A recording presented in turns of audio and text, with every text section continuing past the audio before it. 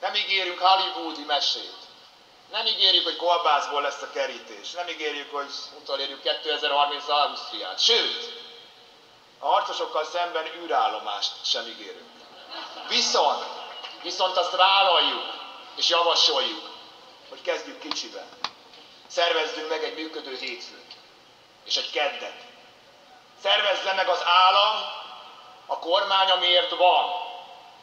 Azért van egy állam. Azért fizetnek az emberek adót, nem keveset. Hogy közösen biztonságban legyenek. Hogy többet kapjanak, mint külön-külön. Hogy legyen egy működő egészségügy, amire számíthatnak. Hogy ne kelljen éveket várni várólistákon.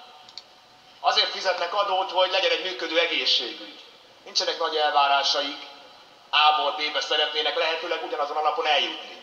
Úgy, hogy nem gyullad ki a mozdony, nem törik el a váltó, és nem ugrik le a sínről a vonat. Ugye ez a kisiklás új kifejezése. Vannak nekünk ilyen szavaink az újbeszélben, mint a zsírra szállt penész, a lóra szállt csík, és a sínről leugrott vonat. Én javaslom, hogy maradjunk a szavak valódi jelentésénél, és kezdjük el felépíteni a dolgokat.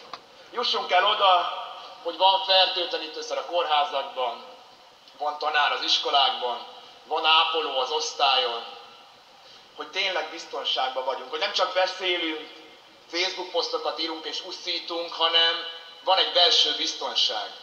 Hogy a rendőrkapitány meg tudja tankolni a kocsit, hogy legyen, amit kiküld éjszaka járőrözni. Én javaslom, hogy ne csak kormánybiztosokat nevezzünk ki a drogkártelek ellen, hanem